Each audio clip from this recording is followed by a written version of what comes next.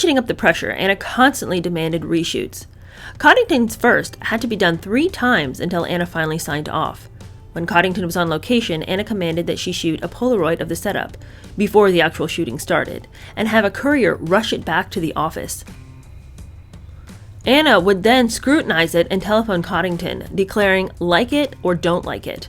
If she didn't, which was often, Coddington would have to start all over, wasting time and costing the company money. It was pure harassment and bullying on Anna's part, an editor maintains. Used to the rules of the old regime, Coddington tended to be late, to work in the mornings, back from lunch in the afternoon, which infuriated Anna, who once tracked her down to a restaurant and demanded that the former model, who had controlled what went into Vogue's fashion pages for 2 decades, return to the office post-haste, as if she were a lowly intern.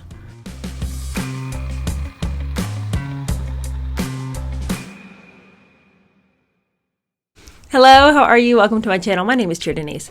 We're going to keep going in front row. This is the book about Anna Wintour by Jerry Oppenheimer.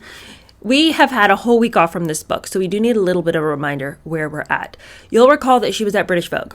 Super bitter about being at British Vogue for a couple of reasons. She'd just gotten married and had a baby, so the transatlantic relationship was difficult, but also it's just not the job she wanted. By all accounts, Anna Wintour and her first husband were actually really close, and as the book will go on to say, people saw her be maternal and kind and sweet with him in a way that they didn't see with anybody else. So having to uproot and go all the way across the Atlantic, even though that was her home country, it just wasn't what she wanted at that point in her life.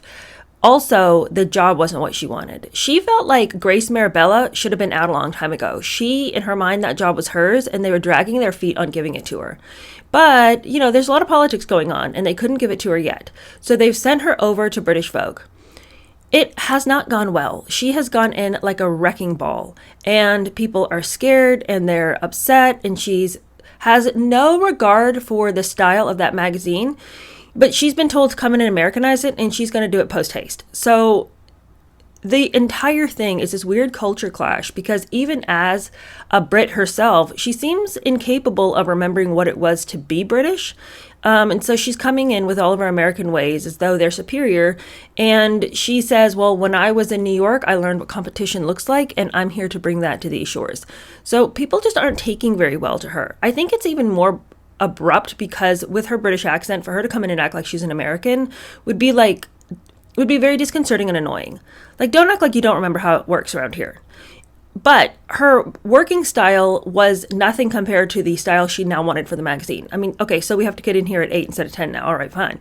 But she had no regard for the style the magazine used to have, which was a lot more whimsical, more fantastic. These really avant-garde photographs. She wasn't into it. She wanted sporty, preppy, smiling models. She didn't want models with their head in bandages. So people were really struggling with her a way of doing things. She doesn't care if you don't like her. In fact, it almost feels to me like she likes to be disliked. I think it gives her a sense of power if people don't like her, because then she feels like she's gotten something done. So it's a really bad working relationship. It's going to get a lot worse for her because before she ever gets to Vogue, she's going to have a little hiatus over at Home and Gardens, which she destroys that magazine. She's not good at the job that she has right now. I know she's going to go on to be this absolute icon, but it's just continues to be this huge question mark as to how she got to be the arbiter of style. I really don't get it.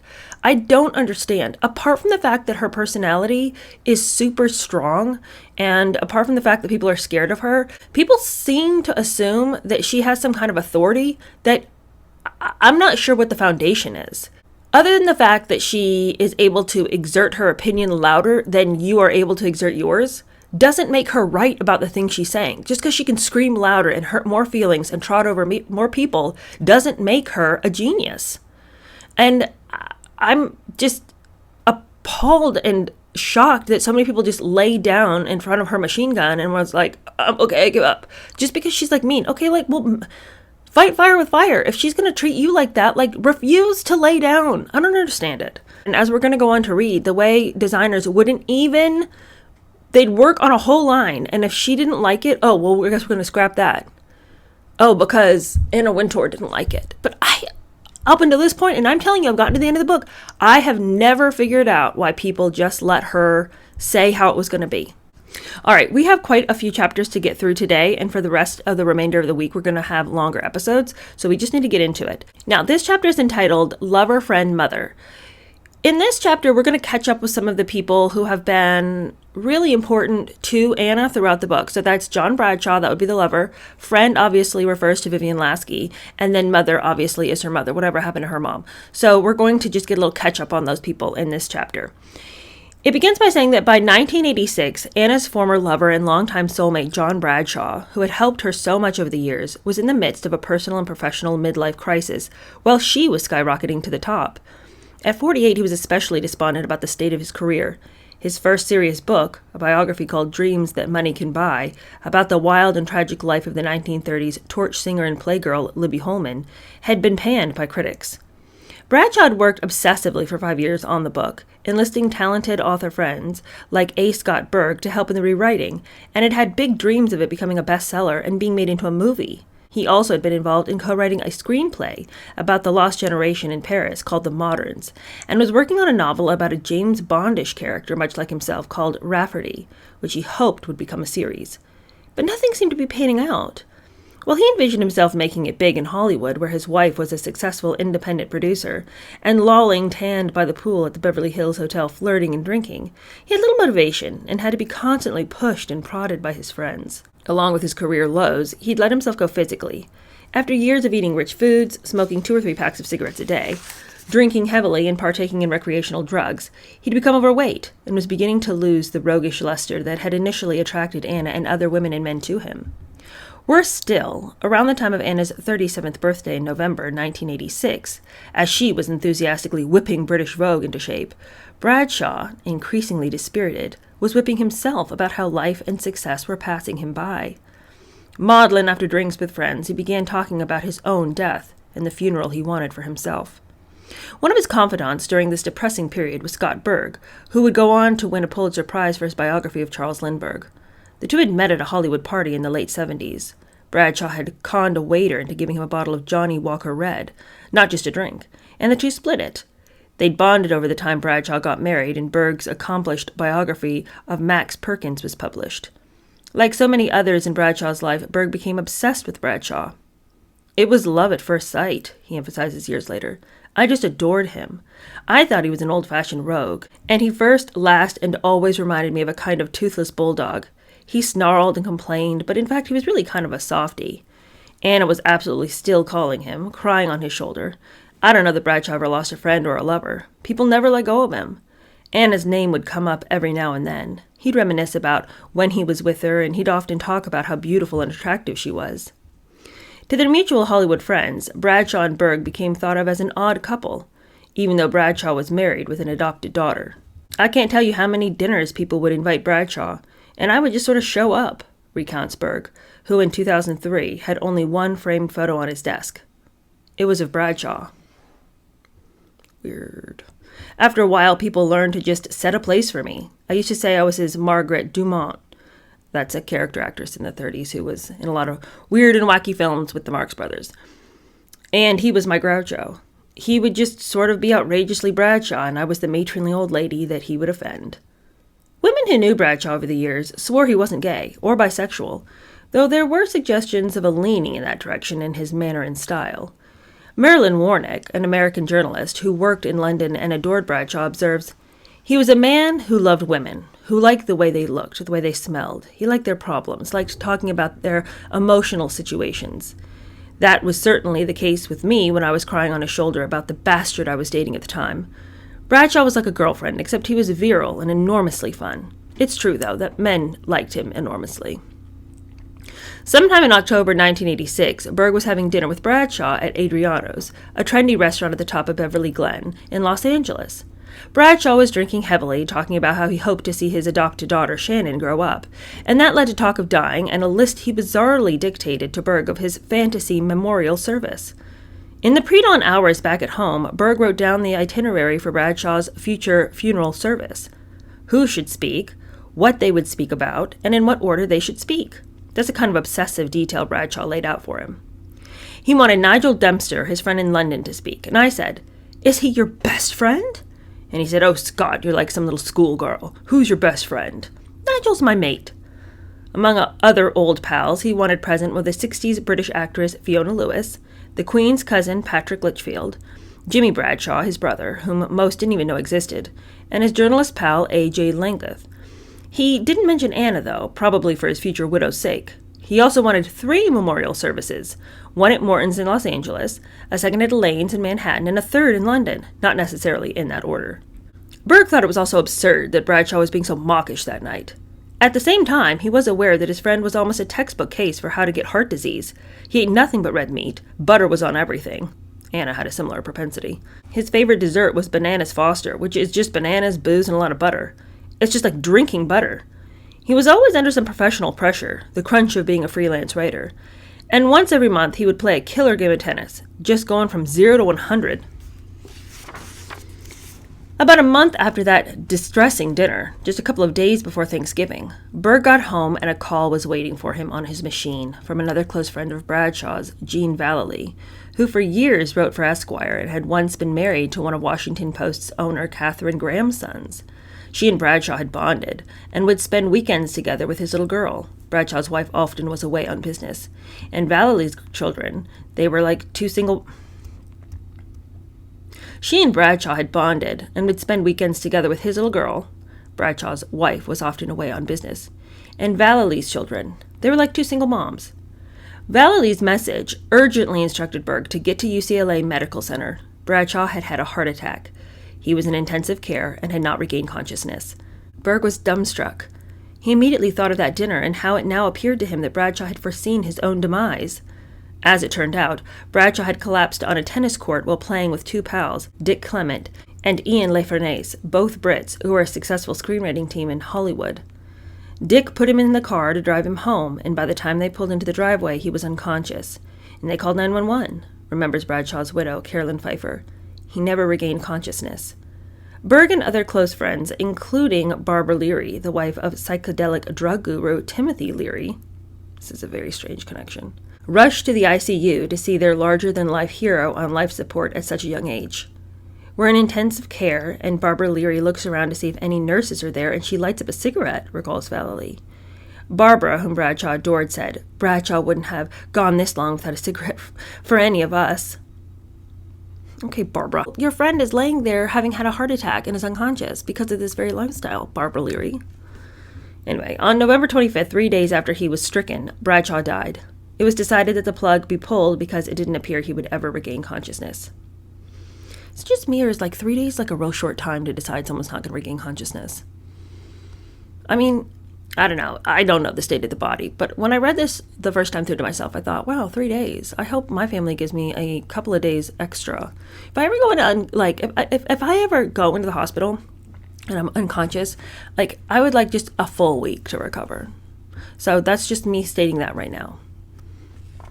I mean, 3 days. That's nothing. The next day, in the Daily Mail, Nigel Dempster noted his passing and pointed out that for years Bradshaw lived with Anna Wintour, now editor of Vogue in London, but they split up in 1977 and he moved to California.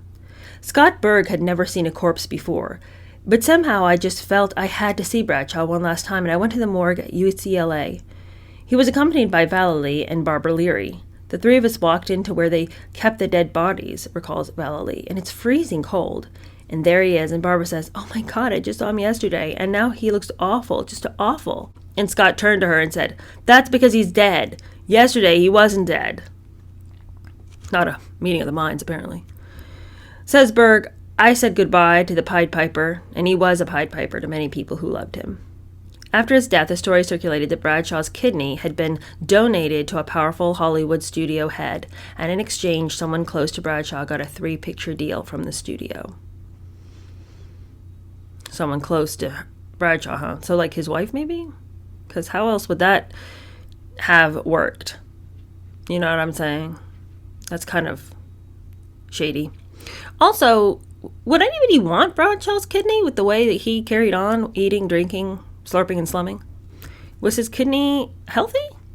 Anyway, The obituary in the London Times, written by a close female journalist friend of Bradshaw, stated that his full name was John Wayne Bradshaw. The middle name was an inside joke about how macho he had acted. After his death, there was talk that his Libby Holman book would be made into a movie starring Deborah Winger, and that his novel, Rafferty, would be turned into a film, but nothing ever came of any of that. However, his co-written screenplay, The Moderns, was produced and got decent reviews. As produced by Bradshaw, the 3 memorial services came off as planned, including the singing of an old Princeton school song at the service of Morton's. Now, this is a very curious story. Bradshaw had once accompanied Berg to an event where it was sung, and he became enamored of it. For Bradshaw, it was all image, even in death, since he'd never gone to Princeton, or even graduated from college. But by having the song sung at his memorial service, people might think he was an Ivy Leaguer. You guys, that's pretty lame. He sort of wished he'd gone to Princeton, says Berg. When he asked me at our last dinner together that the song be sung, I said, Bradshaw, I have a moral problem with that since you didn't go to Princeton. And he said, well, change the lyrics to In Praise of Old Bradshaw. And by God, when I had the program printed up, I had the lyrics printed out. In praise of old Bradshaw, my boys, hurrah, hurrah, hurrah. And everybody got up and sang it. People were just standing there sobbing.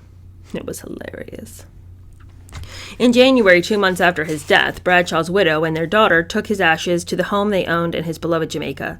He was given a formal funeral, and his ashes were buried there. In London, Anna, hidden behind her sunglasses, attended one of the 3 memorial services also held in January at Trinity Church of England, St. Paul's in Knightsbridge, where Debs got married and aristocrats were memorialized. It was very formal, with a choir, trumpets, famous people. Bradshaw would have absolutely loved it, observes his widow. Other mourners included Anna's predecessor at Vogue, Beatrix Miller, who knew and liked Bradshaw and gave him some of his earliest magazine assignments in London. The London Times, which wrote about the service, listed all of the mourners. David Schaeffer was not among them, and Anna was listed as Miss Anna Wintour. She sat with her mother. Many spoke about Bradshaw, including Anna's father, who read the lesson, Patrick Litchfield, who gave the main address, and Queen founder Jocelyn Stevens, who read from Dylan Thomas. Anna didn't speak, but someone saw her wipe her eyes under her Ray-Bans. She was devastated that Bradshaw was not in her life anymore, says a colleague. After the service, she went home and cried her eyes out. Well, that's the end of Bradshaw, but let's find out what's going on with Vivian Lasky, shall we? One of the most important men in her life was gone. Now one of her closest female friendships was about to end. See, I'd already sort of thought, I'd written that relationship off completely after the really bad situation when they were younger and they had gone to upstate New York to Anna's family's home and they had invited Vivian Lasky to come, and she completely ignored Vivian the whole time. But that was years ago, back when Vivian had first got married. So I thought it was over and done with the two of them. No, there's another mortal wound to come. It had been almost a decade since Anna and her best pal growing up, Vivian Lasky, had seen each other. The last time had been that hellish weekend in Connecticut. Oh, I misspoke. Connecticut, not New York. Over the intervening years, though, Lasky had kept up close ties with Anna's brother Jim and with Noni. It was while Anna was ruling British Vogue that the two one-time bosom buddies got together, one last time. Lasky, her husband and their children, 2-year-old Nicholas and 3-year-old Amanda, had come to London twice in 18 months to visit her father, who had suffered a heart attack. Lasky's stepmother had designed to the nines a beautiful grandchildren's apartment, 2 floors of a lovely house near Harrods, and she also provided a nanny when they visited. It was during their second stay that Noni Wintour told Lasky that Anna, quote, would love to see you and the children. Anna was quickly catching up to Lasky on the domestic front. Because of the odd way Anna had acted when Lasky got married, she had come to believe that Anna was jealous of her domesticity. Now Anna had a husband, and was only 1 child away from being even with Lasky in the motherhood sweepstakes. In December 1986, around the time of Lasky's visit, Anna became pregnant again during one of her weekend concours jaunts to New York to visit her husband. Lasky naturally had qualms about seeing Anna after how badly their last visit had turned out, but Noni assured her that there was no ill will and that Anna really and truly wanted to have a reunion. A few days before the scheduled visit, Lasky's husband broke his foot and couldn't accompany her, but her 2 children and their nanny, Rosie, did. Knowing how upset Lasky had become the last time she saw Anna, Lasky's husband instructed the nanny to watch out for my wife. Lasky, her small brood, and Rosie, the newly proclaimed bodyguard, arrived around 3 for tea at the Wintour's house and were greeted by David Schaefer, who came to London to be with his family as often as his work in New York permitted. It was the first time Lasky had met him. I was like, this is who she picked? He had no charisma, he just seemed old and tired. He wasn't a handsome fellow and he was balding. My thought was, if this is one of the great child psychiatrists of the world, we're all in trouble. Warm and fuzzy, he wasn't. Neither was Anna, who barely greeted Lasky and accepted her gift for baby Charles, pants with a corduroy British riding jacket, by responding, "Oh, how very Ralph Lauren." She gave me a look like it was acceptable as the gift. Anna noted how adorable Lasky's children were, and that was that. As Anna's and Lasky's nannies disappeared in the kitchen to get cookies for the children, Anna turned to another woman in the room, whom Lasky hadn't noticed at first, and proceeded to chat with her, ignoring Lasky completely and never introducing her. You guys, the height of rudeness. You invite an old friend over to the house, you already have somebody else there, which I suppose is okay, but then you make no effort whatsoever to introduce? I mean, honestly, it's not the end of the world if somebody else is there, but I do think it's a little rude that somebody would come all the way over from America, decide to spend some of their time visiting you, and then you kind of already have somebody there. Even if you had introduced them, the colliding of the worlds. Vivian doesn't know this person. Why can't we just have a cozy get-together and remember old times? Who is this interloper? Well, obviously the interloper was there so that Anna could ignore Lasky. Her husband never once went over to whisper in Anna's ear, "You're ignoring your friend, darling." My husband was very protective, very proper, the kind of person who would have gone over and said, "What's going on here?" Lasky sat on a couch, as if she didn't exist, about to burst into tears. Anna and the other woman, lots of makeup, red streaks in her hair, most likely someone from Vogue, sat facing away from her, like I was chopped liver. I thought, well, I put myself in this situation, but Noni had said, "Anna really wants to see you." If my husband had been there, he would have said, "We're leaving now." As she looked around the house, Lasky was surprised to see how badly furnished it was. It came furnished, and it was hideous, she remembers. I wondered how Anna could bear this ugly furniture because she cared so much about that kind of thing and was such a snob about it. Probably because she doesn't plan on being there very long. The fact that Anna hadn't redone the place to her very precise taste was a strong clue that she knew her stay at British Vogue was temporary and that she'd soon take over Grace Marabella's office in New York. Thankfully for the upset and embarrassed Lasky, Anna's mother and brother arrived earlier than expected.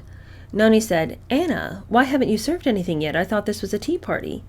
Vivian's come all the way from America. Where are the things you ordered? Where's the tea?" Anna rolled her eyes and instructed Schaefer to get the housekeeper to bring up the tea and the food from the kitchen. Watching her husband and wife interact for the first time, Lasky didn't see a match made in heaven. I didn't see the rapport. I saw no chemistry whatsoever, she recalls. What I'd seen with Bradshaw and her, here I saw nothing. Mainly, Lasky couldn't believe that this visit with Anna was a repeat of the last horrific one. "It was god-awful, a real awkward bad afternoon," she says. "I asked her husband to call for a taxi for my nanny to take the children home. My nanny said, if I hadn't seen it, I wouldn't have believed how rude and unfeeling she was. And this was your best friend?" We left Anna with her friend in the living room to get away from that situation, and I said to Jim and Noni, "Do we have to stay any longer? Once I get my children off to their destination, let's go." And they said, "That's a good idea, we'll have more time together." And they whisked me away. We had a lovely evening together. What happened was not discussed. Not one word was said about Anna's rude behavior. My mother might have apologized for my poor behavior. Noni said nothing. And that was that. Lasky had had it with Anna. After a close bond that was cemented more than 2 decades earlier, they never spoke to or saw one another again. In 2003, Lasky, her voice choking with emotion after having looked back on all those years as Anna's friend, had no answer as to why she treated her the way that she did. Yet she notes, "Anna's still part of my life, like an unfinished sentence." How odd. Why would you treat someone like that? Like, it isn't even like they had some kind of massive, horrible fight. It isn't like Lasky, stole her husband or was sleeping with her husband or something. It's like you could understand a friendship completely devolving because of some kind of major betrayal. What did Lasky ever do? Get married first? I mean, surely that's not a reason to break up a friendship, right? I mean, what kind of foolishness is that? I can't even comprehend it. Okay, last person of the chapter that we're going to discuss is her mother. What's happened to her mother? What's the story there?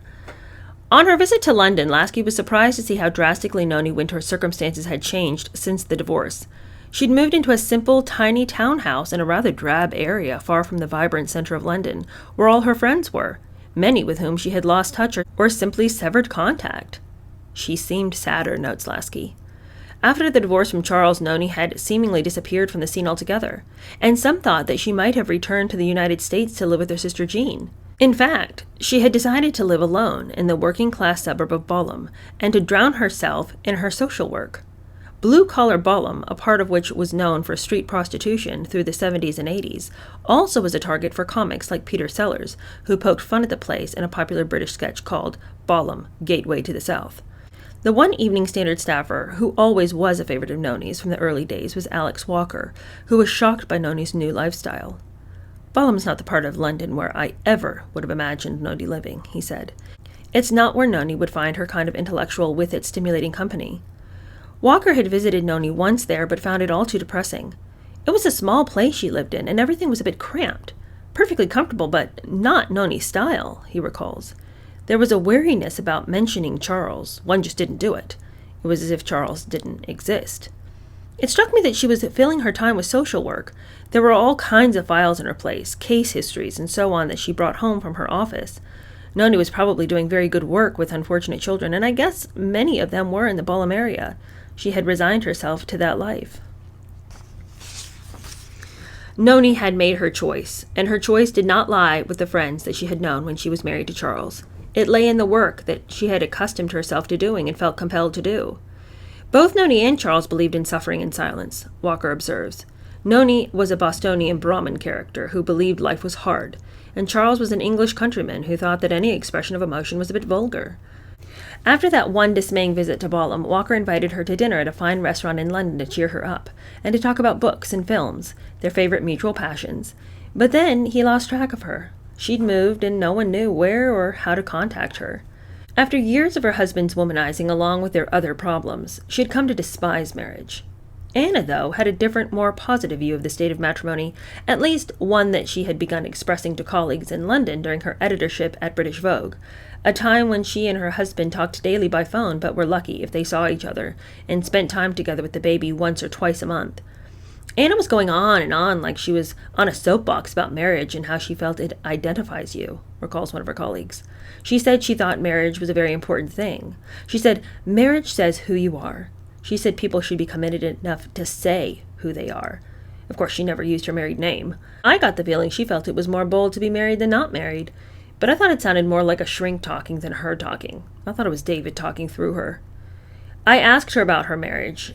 I said, "He's so much older than you. Don't you think about that?" And she said, "Oh, he has the most energy of anybody I know. I talk to him many times a day, and I miss him." And then she said, "Right now, I think he's wonderful." She left it kind of like it might not be forever. And of course, as we know, it won't be, but that's still to come. Okay, let's read the next chapter, entitled Beginning of the End. This chapter is going to revolve around two characters named Liz Tilbress and Grace Coddington, who will be with us till the end of the book. But if you'll recall, these two characters were the editors at British Vogue. Okay, so they were the fashion editors, and they don't get along with Anna. The book goes on to say that Liz Tilbress and Grace Coddington felt that their days were numbered, that Anna was out to get them.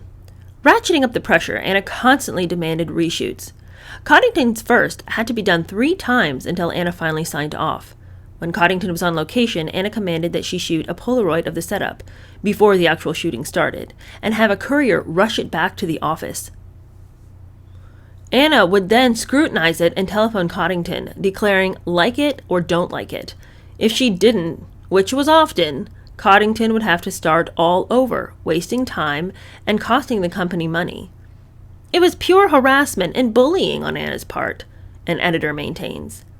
Used to the rules of the old regime, Coddington tended to be late, to work in the mornings, back from lunch in the afternoon, which infuriated Anna, who once tracked her down to a restaurant and demanded that the former model, who had controlled what went into Vogue's fashion pages for 2 decades, return to the office post-haste, as if she were a lowly intern. Tilbress was equally harassed. On the morning of her father-in-law's funeral, she received a hand-slapping call from Anna, lecturing her that she was over her budget and ordering her not to take her assistant on a scheduled trip to New York.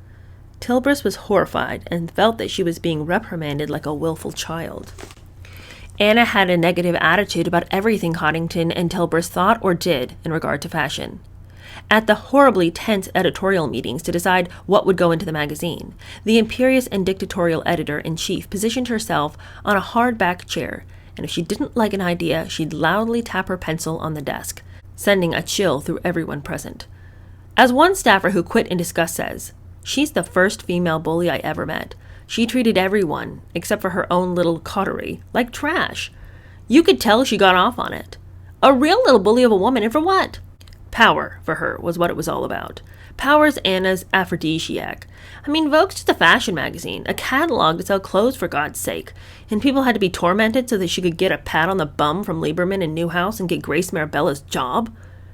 Anna and the veteran editors were on opposite sides and on a disastrous collision course. She was horrified at the sort of work that I was doing, the iconoclastic images that differentiated British fashion coverage from anything in American magazines, Tilbris has stated. I began to wonder how long I'd last and whether it was worth the angst. Anna trusted only a few, such as Andre Leon Talley, whose presence came as a shock to her subordinates because of his flamboyant manner and dress. Patent leather pumps, striped stretch pants, red snakeskin backpacks, faux fur muffs, all superimposed on this gentle black giant who, in another world, could have been playing for the New York Knicks with his 6'7" frame. But here he was at British Vogue, advising her, the two of them and a few others against all the rest. Most all of the old guard's layouts, concepts, and story ideas Anna declared she hated. Staffers wanted highbrow features. Anna demanded middle of the road. There's still a place for those wonderful creative mood pictures for which British Vogue is famous, Anna told a fashion reporter for the Sunday Telegraph. But I also would like to see a balanced modern approach to fashion, less drifting through the trees, and more realism. Anna especially detested a photo Tilbris had David Bailey shoot of future supermodel Christy Turlington, wearing an almost open man's shirt. She spiked it. Peremptory, rather tactless, unconcerned with the little people, quickly bored, didn't let anything so mundane as courtesy get in her way, is the way Tilbris saw her. She viewed Anna's appointment as the start of a reign of mediocrity. A major confrontation involved Anna, Tilbris, and Coddington took place at the Collection in New York. The three were unhappily ensconced in a suite at the Algonquin Hotel, trying to decide which clothes should be photographed when a firelight erupted over a Ralph Lauren double-layered coat. Coddington loved it and demanded that it be shot. "It's fabulous," she said. Anna hated it. "It's ridiculous," she said. "It's the look," Tilbris said. The battle went on. Coddington fighting for the look, and Anna always thinking ahead to what the readers' and Lieberman's reaction would be. It got so bad that Tilbris suddenly felt panicky, began gasping for air, and excused herself and ran out of the room. Later, she claimed the stress and anxiety of the situation had caused an attack of asthma, from which she would suffer for years. She was quite a whirlwind, observes former fashion editor Sophie Hicks, who fled Vogue about 6 months after Anna's reign of terror began. When Anna took over, people were quite shocked because she was very dynamic and fast and took the job at great speed, and that was quite unusual. She was a blast, not a breath of fresh air, worked much longer hours than any previous professional with a capital P. Things were professional before Anna, but much more relaxed. She hit the ground running and wanted to redo the magazine in her own image, worked extremely hard at it, and expected others to work extremely hard, and they did mind that. Hicks saw an immediate change in the look and the feel of the magazine under Anna's watch. The issues were more coherent. There were isolated things of more interest. It became less quirky, less individualistic. Some of the fashion before was better than after Anna came, but overall, if one adds it all together, the worst of Vogue was better, but the best was not better. Anna was bothered by certain British attitudes, one of them that English women, as she saw them, are embarrassed to spend money on themselves, which is a shame.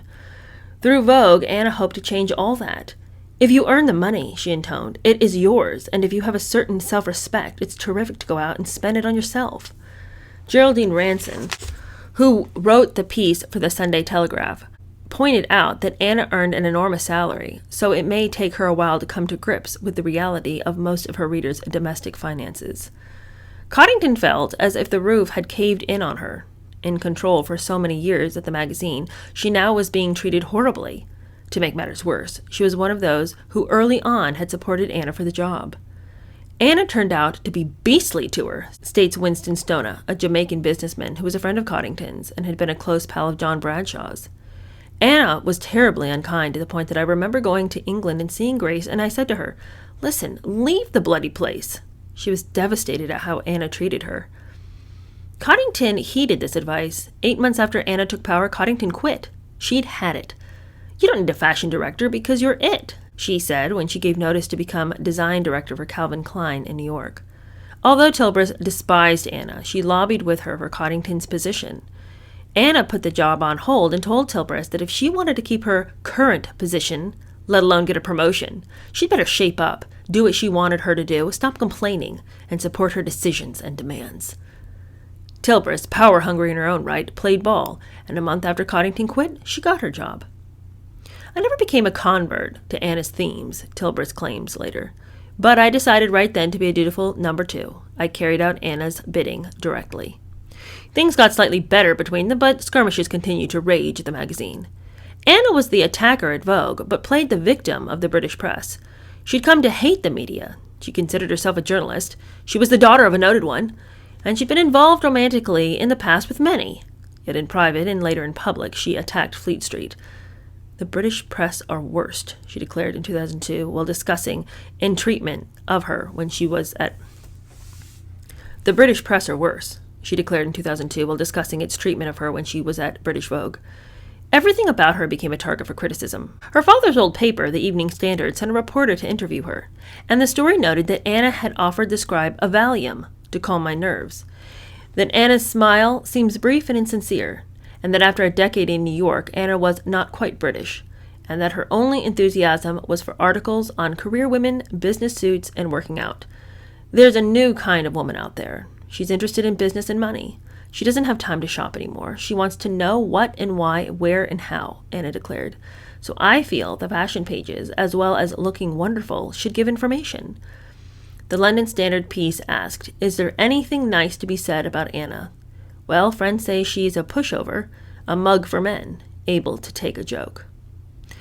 The British press weren't the only media doing unkind reporting about her. The New York Times noted that Anna is a thorn in the side of London's trendy set, who say the magazine has become too bland. Anna's response, "Any reaction is better than none." She added, "A new editor is going to change a magazine. People resist change. British fashion is a little insular. One had to open it up." Around the same time the press was going after her, someone had designed a button meant to criticize Anna's drastic makeover of the magazine. Tom O'Dwyer, the style editor of London's Fashion Weekly, was spotted wearing one at a fashion London restaurant, and it read, "Vogue, vague, vomit." Anna had bigger problems, though. Her second-in-command, Tilbreth, had become the subject of a spirited headhunt between Ralph Lauren and Calvin Klein, who both wanted her to come to New York and take big jobs with them in the wake of Coddington's defection. Lauren had been the first to call, but when Tilbreth swore Coddington to secrecy and told her of the $250,000 offer from Lauren, Coddington went directly to her boss, and the next thing Tilbreth knew, Klein was also courting her. When Tilbreth went to Anna's office to offer her resignation in June 1987, Anna was shocked that she was leaving, and then proceeded to denigrate 7th Avenue and people like Lauren and Klein, who were its royalty. But Tilbreth had already accepted Lauren's offer. The press had announced she was following Coddington to America, and friends were planning going-away parties. Her family, she told Anna, was packed and ready to go, their house sold. Anna called Newhouse and Lieberman.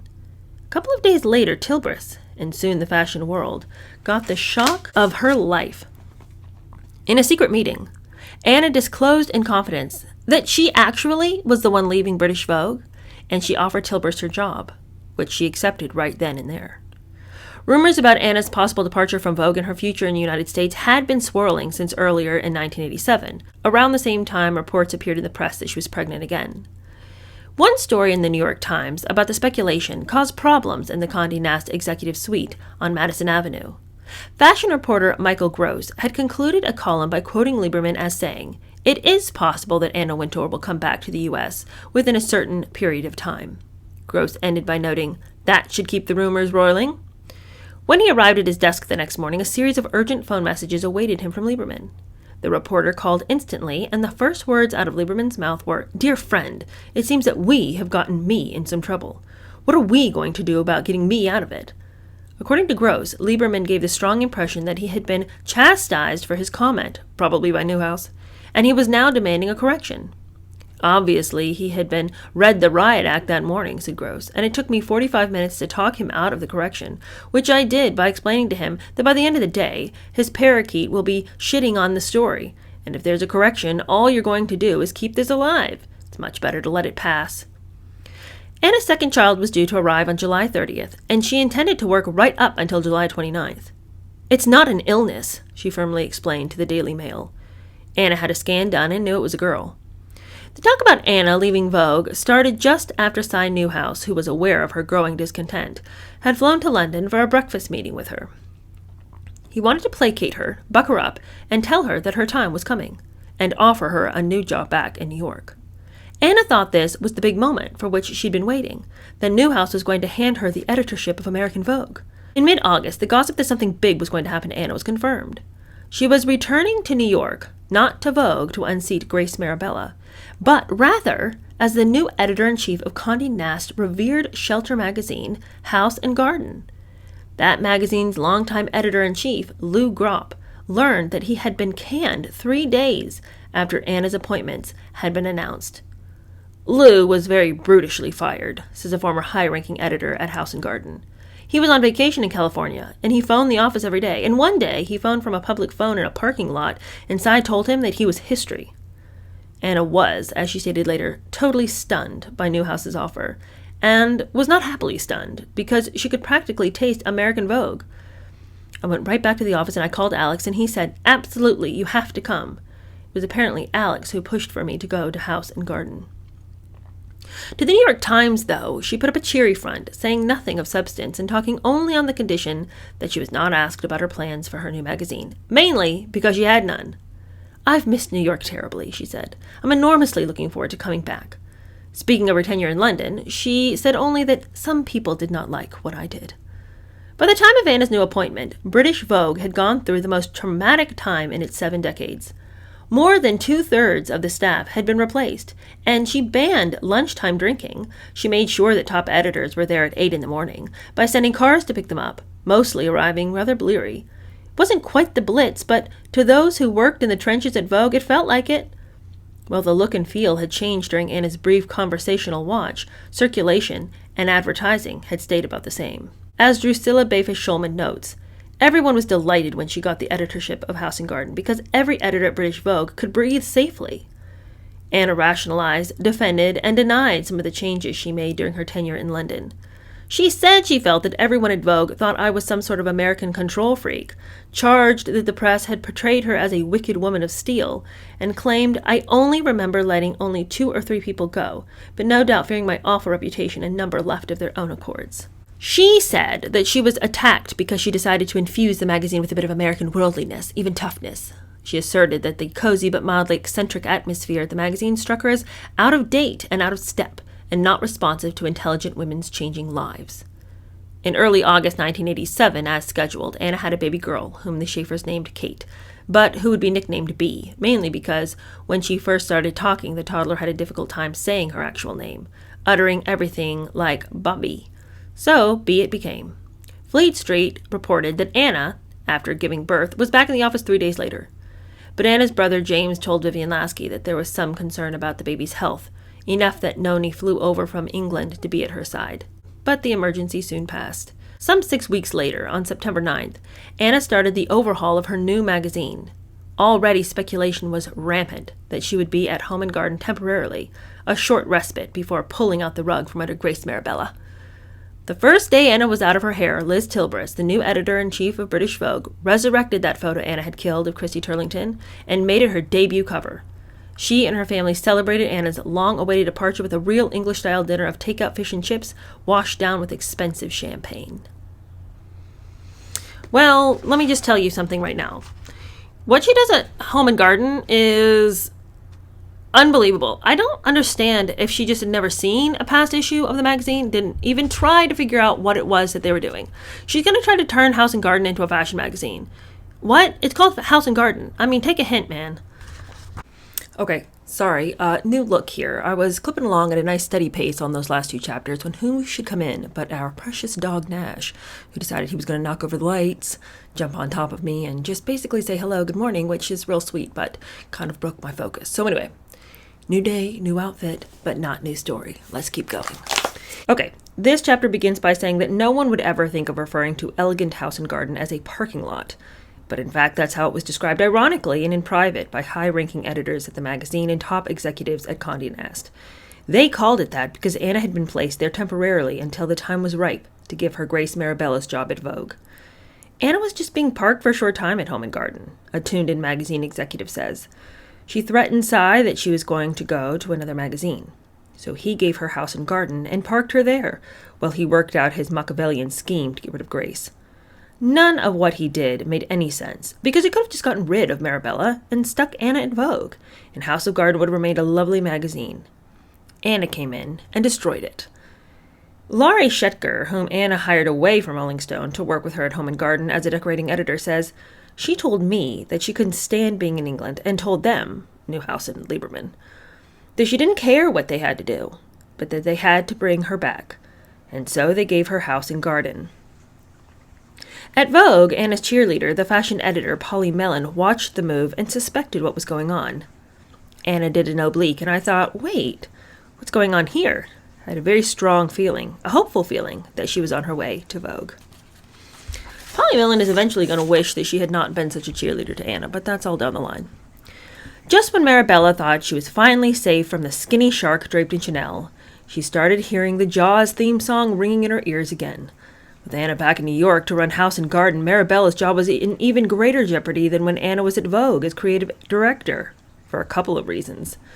Not only had Marabella's relationship with Alex Lieberman deteriorated after Anna decamped at British Vogue, but now Anna had returned to the Condé Nast headquarters a conquering hero who had seemingly turned the magazine around in less than 2 years. At least that was the perception that her guardian angel Lieberman promulgated. Marabella was furious, especially because Anna had instituted at British Vogue everything she'd seemed to disdain about my Vogue during her time as creative director.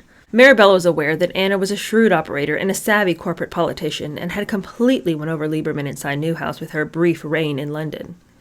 As Marabella acknowledged later, British Vogue established Anna as a player on the editor-in-chief circuit. Seeing the handwriting on the wall, Marabella began telling confidants that she was thinking of leaving Vogue, but she wanted to do it on her own terms. At the same time, she still refused to admit to herself that she was swimming in dangerous waters and that Anna was circling in for the kill.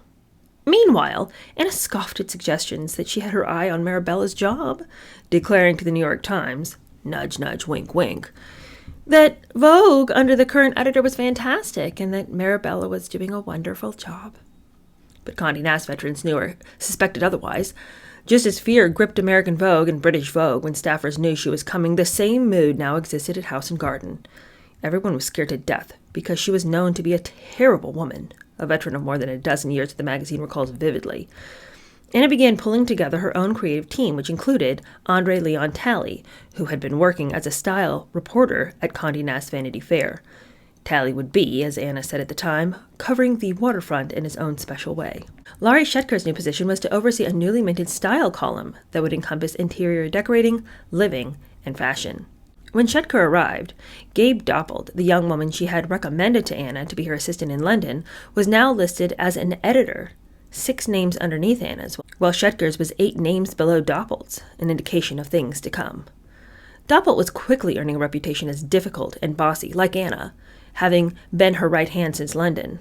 Gabe was wretched, notes a female former House and Gardens editor who had been waiting to have a meeting with Anna, but was getting put off by Doppold, who kept saying, "Anna's getting ready for you. Don't worry, everything's fine."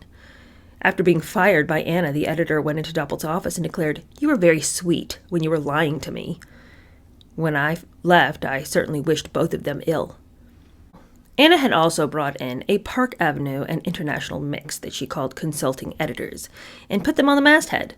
This posh and glitzy group included diamond-studded socialite Brooke Astor, Anna's restaurateur pal Michael Chow, and her friend Oscar de la Renta, James Bowes Lyon, who was related to the Queen of England, and most were there mainly for their contacts and insights into the world of the rich and famous. Gone were editors like Denise Otis, who was a top lieutenant to fired editor-in-chief Lou Gropp. "I'd been there a long time, but I didn't stay very long after Anna took over," said Otis. "The new management got bored with us or annoyed with us because we didn't seem to move fast enough. But you can't move beyond your readers. Anna's approach was a fashion approach, and at that time Condé Nast was still a fashion company. They were used to the fashion pacing.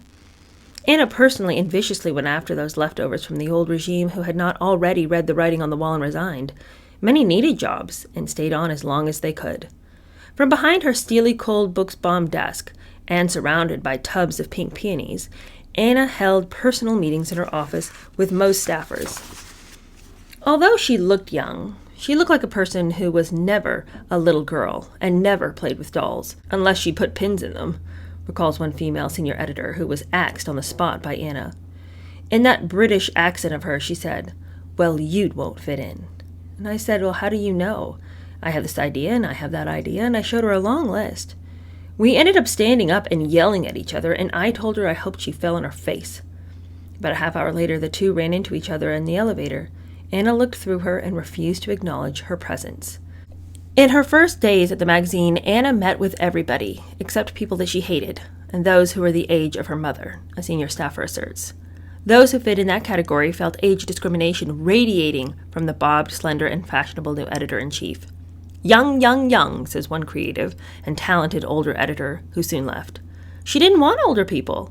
She was mean to older staffers." My son is a lawyer, and as soon as I realized what she was up to, I called him and I said, "I think I'm going to need a lawyer." "You don't wait until the shit hits the fan. As soon as you see the fan, you hire a lawyer." The editor felt an age discrimination suit might be in order. Her son put her in touch with an attorney who specialized in such cases, and he advised her to make detailed notes about things Anna said, particularly if she ever used the word youthful. Luckily for Anna's sake, the editor never heard her utter it, though it's certainly a part of Anna's lexicon. Other editors ran out to get new, hipper-looking wardrobes in the hopes of placating Anna and making her think they had a youthful image and attitude, and save their jobs, even if their hair was turning a bit gray. "Everybody had to shorten their skirts," recalls one editor. A few who didn't pass muster, but whom Condé Nast wanted to keep around because Lieberman liked them, were sent to the 14th floor, known in the parlance of Condé Nast as the Elephant's Graveyard, where they would serve out their time and retire, some with full pay and medical benefits. Veteran staffers who weren't fired were kept around because Anna didn't know the shelter business like she knew the fashion business, and she needed experienced editors and writers who had covered the scene for years for House and Garden to take her to the showrooms and introduce her to the industry. They were treated shabbily before finally getting the boot. Anna's planned retooling was not the first time since the beginning of the 80s that Cy Newhouse had shifted strategy at the magazine to try to make it into a winner.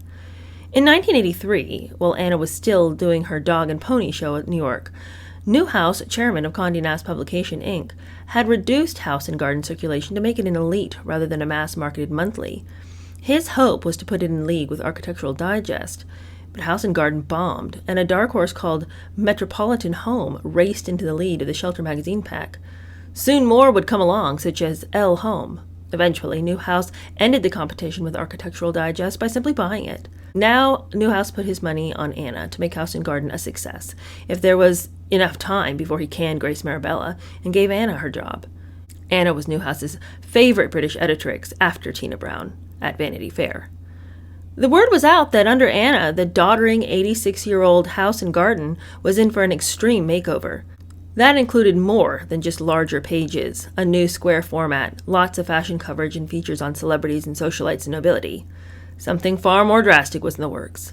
After almost 9 decades, its name was changed, a corporate decision made by Newhouse with Anna's support. Her name first appeared on the masthead in the January 1988 issue, and the name on the March cover of the magazine became HG in 3-inch high letters. Nowhere in the magazine was there a mention that there had been a transition of editors or that the name had changed. Thinking it was a new magazine, many subscribers put it aside and continued to wait for their beloved House and Garden to arrive in the mailbox. The first issue with Anna's imprimatur got mixed reviews.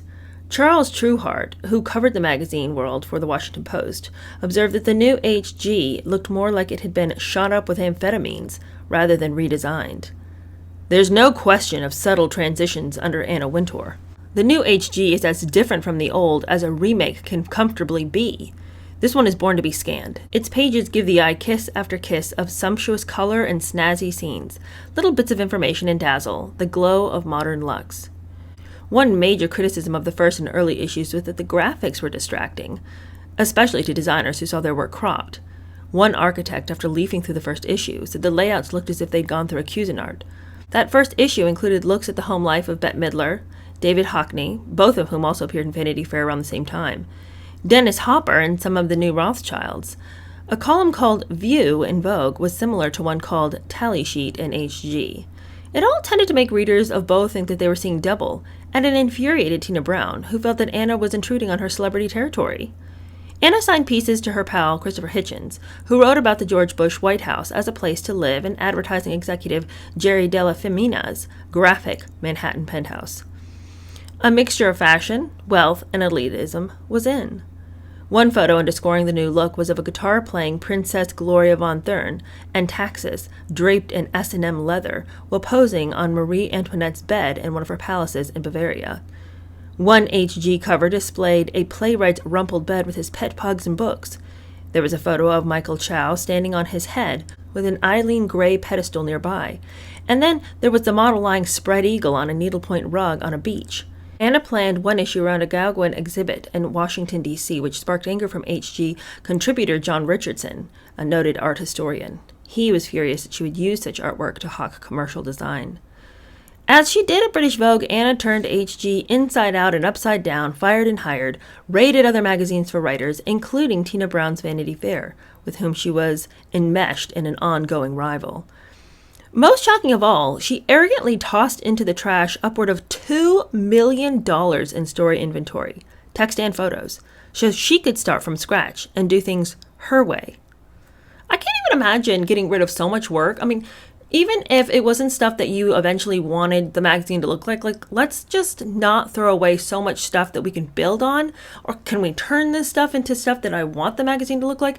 Just the waste of money, yes, the waste of time, but also, I mean, maybe I'm super lazy, but I would just look at all of this work, stories, pictures, text, all this kind of stuff as a way to sort of ease myself into what does this magazine look like?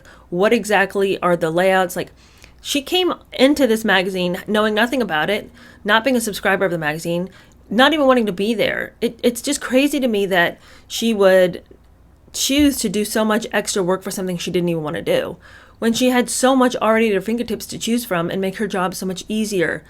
But I guess the thing is that she really didn't care what happened to the magazine after she left. I think the thing that I find so egregious about this is it's very clear she didn't care what happened to the magazine or what happened to the readers who'd subscribed to the magazine. She just wanted to come in, tear the place up, and then walk out. It's like she got off on making this magazine into her, her quote-unquote image. But the magazine is not a place for you to be a narcissist. It's not a place for you to put your name and stamp on it and then just be like, okay, la-di-da, I did that for a little while. I mean, she has no care for anybody except herself. She doesn't even have any care for the bottom line. Why are you throwing away $2 million worth of work? That doesn't even make sense. But I mean, I don't think she was a person who had any concept about money. I mean, because she'd always had it. She doesn't think about saving other people money or saving other people time or effort because it doesn't really matter about you. It only matters about her. In her dark glasses, she went through every piece of inventory, recalls the senior editor. Every editor had to come into the room, which had light boxes to view the Kodachromes around the three sides of the room. Everyone came in with their inventory. The photographers had been paid. The writers and editors had been paid, who had stayed in fancy hotels during those shoots. It was a very lush life. But Anna got rid of everything, except for maybe 7 or 8 stories. Put off by the celebrity and fashion coverage, longtime readers canceled subscriptions. A special toll-free hotline was hurriedly established to deal with the onslaught of fuming subscribers. Designer advertisers who were looking on the magazine's reputation for spectacular layouts of elegant interiors, not cushy nouveau riche celeb party pads, began to bail out, although the business side claimed that advertising had held its own. While some fashion advertisers gravitated to the magazine, most traditional house and garden advertisers couldn't make heads or tails out of what Anna was doing, and the same went for those in architecture and publishing. Another problem for Anna was that former editor Lou Gromp was well liked in the home magazine industry, and every month wrote a cozy From the Editor column reminiscing about houses he had lived in. Under Anna, the once warm and fuzzy feeling of the magazine was replaced by a stark stainless steel and granite coldness, representative of its editor. Anna was a bad fit, observes Denise Otis. The mood about her wasn't very good. You got the feeling that there were in people and out people, and that hadn't been true of the magazine before. Well, Anna had dealt with interior design stories at New York Magazine. Running an entire magazine based not on fashion but on fanciful shelter quickly took its toll. When Anna began showing fashion along with interiors, the magazine earned the nickname House and Garment. When she introduced celebrities, including trendy artists, hip architects, and old and new money, Brits and Euros, Wags began calling her magazine Vanity Chair and Hot Gossip. Where there were once pristine people-free rooms, the New York Times noted, there was now a zippy mix of fashionably dressed models in quirky environments, society lady decorators in their designer duds, and a playwright petting his dogs in an unmade bed. Despite the criticism, Anna felt as if she had revolutionized the home magazine genre. Up until she changed things, the layouts were of very staid rooms that were perfectly attired and looked like nobody had touched them, Laurie Shetker observes. They were dust-free forever. Anna so dramatically changed the book. But it was very jolting to subscribers, who were the older garden people, and to people in the interior design world. I don't think they were prepared for that world to be so set in its ways. For those people who were so addicted to the old format, the new one was more irreverent and mixed things up more. You rarely see a total repositioning of a magazine. Ideally, you don't want to alienate your readership, but increase or broaden it. One of Newhouse's goals in putting Anna in the editor's chair was to play catch-up with Architectural Digest, but that would never happen during her watch. HG lagged far behind by some 60,000 issues a month, though its circulation grew slightly. Our instinct told us that we needed to make House and Garden into more of a living magazine than a typical shelter magazine, said Bernard Lesser, Condé Nast's publication president. Lieberman and others wanted to beat Architectural Digest at its own game by being distinctly different. That they got. But business reportedly went south. The publisher of Architectural Digest boasted that as many as 20 of HG's advertisers had jumped ship and come aboard his publication because of the changes Anna and her team had wrought. Anna's blueprint for HG was to show, as she put it, the connection between fashion and style and design and decorating. But she denied at the height of the controversy over her remake that she had turned it into a fashion magazine. Although, by early summer 1988, 4 of its first 5 covers showed women in designer dresses. Inside, stories of the fashion genre abounded, such as the one that had models in classic little black dresses standing on classic little black chairs. Despite her denials, Ralph Lauren's fashions appeared on the cover, with Yves Saint Laurent inside. Celebrity hairdressers were featured cutting topiary. While so many were displeased with Anna's product, Newhouse acted overjoyed. In fact, he acknowledged that he pampered it as if it were their baby. I saw it before it was published, he said. I saw it when it was laid down with the photostats. Lieberman also came to her defense. He said he saw every layout. Anna wanted my approval. I personally questioned the introduction of fashion, but she was so innovative and daring about it, and Cy loved what she was doing. We were both stimulated and excited by the idea of a total magazine of style. By early June 1988, rumors once again were rampant that Anna was set to replace Marabella, all of which were denied by Condé Nast brass. After all, Marabella had made Vogue a great success, and Anna was just getting down to business at HG. She told the Times of London, wearing what was described as the briefest white tweed skirt Karl Lagerfeld could devise, that the rumors are ridiculous. We've only just started. It'd be crazy to leave now. The reporter noted that Anna even dissembles with style. But the question remained, why make a change? Why indeed. Well, that's the end of this episode, but let me just say something right now to you.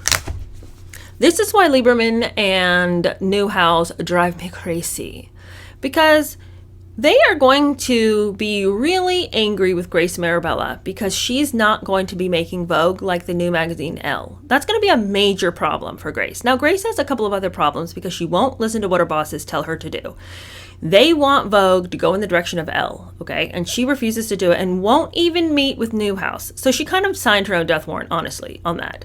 However, and I'm really annoyed because they say to Anna, we are in competition with Architectural Digest. We want this magazine to look like that magazine, or to at least be in the running. Okay, but then Anna goes way out into left field, adding fashion and turning it into a magazine where there are houses and gardens, but mostly let's look at the models and the famous people doing things in the house and the gardens, which wasn't what the magazine was at all. It was probably closer to Architectural Digest originally. You can't penalize Grace and say, Grace, we gave you your marching orders, we told you what we wanted, we said we want to make Vogue like Elle, and you didn't do it. And then turn to Anna and say, Anna, you were so innovative. I mean, we didn't really like the fashion. It wasn't really our thing. I mean, Sai liked it. Says Alex, didn't really care for it. But, she's just so innovative and fun, and she was so insistent on it. Well, Grace was insistent on not wanting to change the look of Vogue into something younger and hipper. She wanted it to remain its staid and true and elegant self. But they had no love for Grace Marabella wanting to remain consistent with what the readership expected. And yet, Anna's over here plowing house and garden into the ground. And they're just like, isn't that cute of her? And it all came down to the fact that they were physically attracted to Anna. I really believe this.